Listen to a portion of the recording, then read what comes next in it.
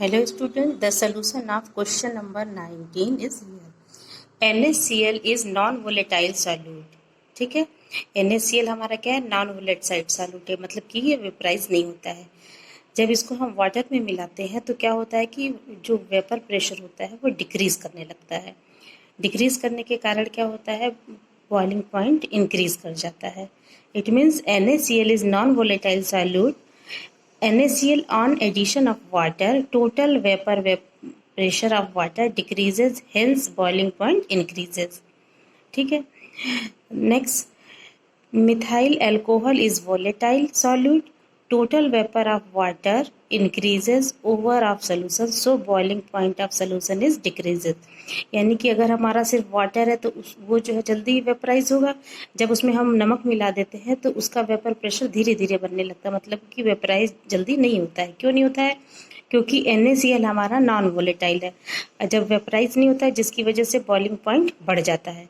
और जब हम उसमें मेथेनॉल घोलते हैं, डिजॉल्व करते हैं, तो मेथेनॉल हमारा क्या है, वोलेटाइल सॉल्यूट है, यानी कि वेपराइज हो जाता है। इसको वाटर में डालने से क्या होता है कि वेपर प्रेशर जो है इंक्रीज कर जाता है और इस वजह से बॉइलिंग पॉइंट सोल्यूशन का डिक्रीज कर जाता है। नेक्स्ट क्वेश्चन हमारा आ गया question number 20। A part of water surface is occupied by non-volatile glucose molecule. This decreases the effective surface area for the vaporization of water molecule. So the vapor pressure of solution in water is lower than that of water. अगर glucose हम मिला देते हैं तो vapour pressure क्या हो जाता है, वाटर का कम हो जाता है। Next question is 21। Question number 21 है हमारा, न्यूमेरिकल है कि calculate the mole fraction of ethylene glycol in solution containing 20% of ethylene glycol by mass. तो हमको इसमें क्या निकालना है, मोल फ्रैक्शन निकालना है। तो एज्यूम कर लेते हैं, assume that we have 100 gram of solution. ये हमने बताया भी था कि 100% को हम जो है एज्यूम कर लेते हैं कि 100 ग्राम सोल्यूशन है। अब उसमें 20 ग्राम इथाइल ग्लाइकॉल है, 20 ग्राम इथाइल अल्कोहल है। तो 100 ग्राम में से अगर हम 20 ग्राम घटा देते हैं तो हमारा आता है 80 ग्राम। तो इथाइल ग्लाइकॉल अगर 20 ग्राम है तो 80 ग्राम हमारा वाटर हो गया। नाउ मोलर मास अब इसका निकालेंगे, इथाइलिन ग्लाइकॉल का। Molar mass of ethyl glycol is 62 gram per मोल।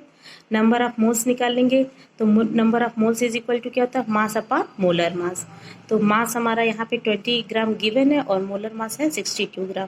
तो number of moles of ethylene glycol आ जाता है 0.322 मोल। इसी तरह हमको वाटर का भी नंबर ऑफ मोल्स निकाल लेंगे। तो वाटर सोल्यूशन में प्रेजेंट है 80 ग्राम और वाटर का मोलर मास होता है 18। तो 18/80 इज इक्वल टू हो गया 80/18 इज इक्वल टू हो गया 4.44 मोल। अब जो मोल्स ऑफ इथाइलिन ग्लाइकॉल है उसको N1 हमने मान लिया और मोल्स ऑफ वाटर को हमने N2 मान लिया। अब हमको मोल फ्रैक्शन निकालना है। Mole fraction is equal to होता है number of moles of solute upon number of moles of solute plus solvent. तो हमारा ये N1 हो गया अपॉन N1 प्लस N2। ये वैल्यू हम पुट करने के बाद जब इसको हम कैलकुलेट करते हैं तो हमारी वैल्यू आ जाती है 0.0। नेक्स्ट 22 क्वेश्चन है कि calculate the mass percentage of benzene and carbon tetrachloride if 22 gram of benzene is dissolve in 122 gram of carbon tetrachloride. तो इसको कैलकुलेट करने के लिए मास परसेंटेज निकालना है, क्योंकि mass percentage is equal to होता है mass of component of solution total mass of solution into 100। तो हमको बेंजीन का मास परसेंटेज निकालना है। तो बेंजीन का mass percentage is equal to हो जाएगा mass of benzene in solution and total mass of solution into 100। Mass of benzene given है हमारा 22 ग्राम इन सोल्यूशन और टोटल मास कितना है, कार्बन टेट्राक्लोराइड हमारा 122 ग्राम है और बेंजीन 22। इन दोनों को ऐड कर लेंगे तो जब इसको हम कैलकुलेट कर देते हैं तो मास परसेंटेज बेंजीन का आ जाता है 15.27%। ठीक है, इसी तरह टेट्राक्लोराइड का निकाल लेंगे। तो टेट्राक्लोराइड का मास यहाँ पे गिवन है 122, टोटल मास है 144 इंटू 100। कैलकुलेट करने पर आ जाता है 84.72%। ठीक है, ये 15.27% बेंजीन का आ गया मास परसेंटेज और 84.72% आ गया कार्बन टेट्राक्लोराइड का। नेक्स्ट क्वेश्चन है, calculate the mole fraction of benzene in solution containing 30% by mass in carbon tetrachloride. यानी कार्बन टेट्राक्लोराइड में बेंजीन जो है डिजॉल्व है, ठीक है। बेंजीन और कार्बन टेट्राक्लोराइड का यहाँ पे सोल्यूशन बना है। तो यहाँ पे भी पहले एज्यूम कर लेंगे, assume that total mass of solution 100 ग्राम है, मास ऑफ बेंजीन 30% उसमें डिजॉल्व है, यानी कि बेंजीन का मास है 30 ग्राम, तो कार्बन टेट्राक्लोराइड का मास हो जाएगा 100 माइनस 30 इज इक्वल टू 70 ग्राम। अब हमको मोल फ्रैक्शन निकालने के लिए मोलर मास पहले चाहिए, मोलर मास।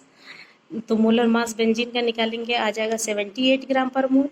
अब नंबर ऑफ मोल्स निकालेंगे बेंजीन का, इसको हम N1 मान लेते हैं। तो मास अपान मोलर मास से निकालेंगे, मास हमारा 30 ग्राम, मोलर मास है 70।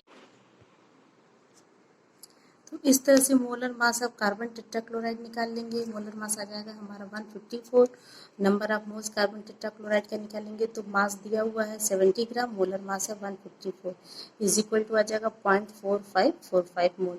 अब मोल फ्रैक्शन निकालने के लिए हमको क्या चाहिए, mole number of moles of benzene upon total number of moles of solution, N1 upon N1 plus N2। यहाँ पे वैल्यू हम पुट करने के बाद जो हमारा कैलकुलेट करेंगे तो हमारा जो है मोल फ्रैक्शन ऑफ बेंजीन आ जाएगा 0.458। It is the mole fraction of benzene.